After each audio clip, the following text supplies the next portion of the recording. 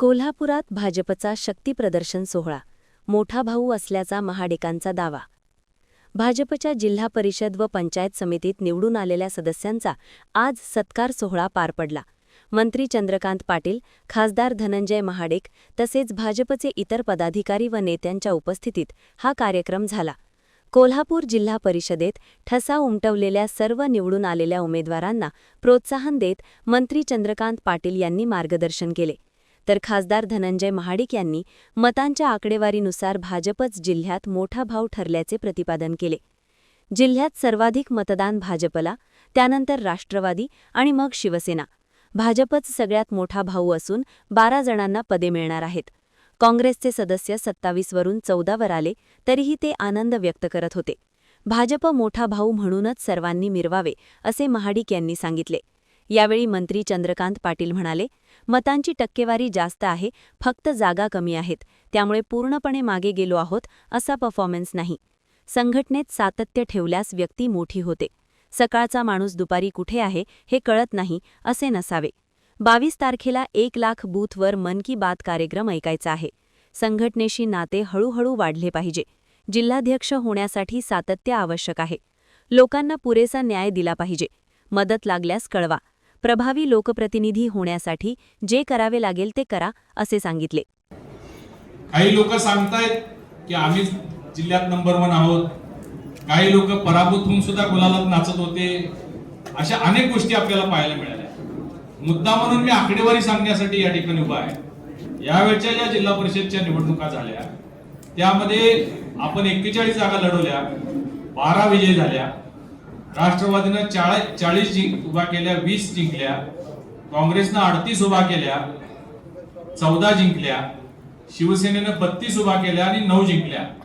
परंतु या सगळ्याचे मतदान जर बघितलं तर जिल्ह्यात सगळ्यात जास्त मतदान कुठल्या पक्षाला झालं असेल तर ते भारतीय जनता पार्टीला झालेलं आहे. 3,42,940 भारतीय जनता पार्टीला आहे. त्याच्या खालोखाल राष्ट्रवादीला 3,41,000, त्याच्या खाली शिवसेना 3,09,000 आणि काँग्रेस 2,84,000.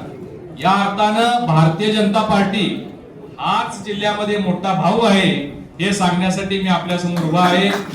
मला चेहरे असे थोडेसे जिंकून सुद्धा फार काय शापुरे सोडले तर लय पण हसलेले दिसतात मला.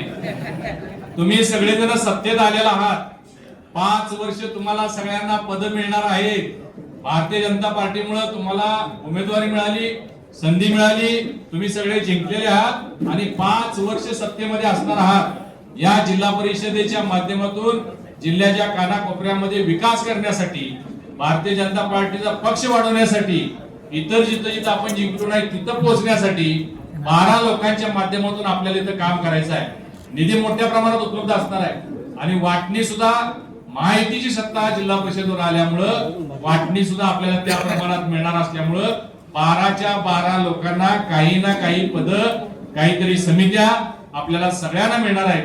यामुळं आपण सगळ्यांनी उत्साहानं इथून पुढे सगळ्या या प्रक्रियेमध्ये राजवर्धननी सांगितल्याप्रमाणे या सगळ्या प्रक्रियेमध्ये आपण राहा. संख्या कुणाची किती आली ठीक आहे, 20 आली, 15 आली, 14 आली. आता काँग्रेसचे गेल्या वेळची संख्या जर बघितली दादा, गेल्या वेळी काँग्रेसचे 27 सदस्य होते, आता 14 झाले आणि ते नाचत होते परवा.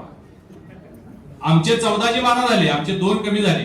भाजपचे गेल्या वेळी 14 होते, 2 कमी झाले. परंतु काँग्रेसचे 27 वरून 14 वर आले तरी ते गुलाल नाचत होते. राष्ट्रवादीचे 25 वरून 20 वर आले. म्हणजे आपलं फार नुकसान झालेलं नाही. परंतु मी तुमच्या फक्त माहितीसाठी सांगतो की आपल्याला भविष्यकाळ फार उज्ज्वल आहे. पुढच्या दृष्टिकोनातून ही निवडणूक महत्वाची होती. पक्षाने जे विश्वास आपल्यावर टाकला तो विश्वास साफ करण्याचं काम तुम्ही सगळ्यांनी केलंय. 2-3 तालुक्यांमध्ये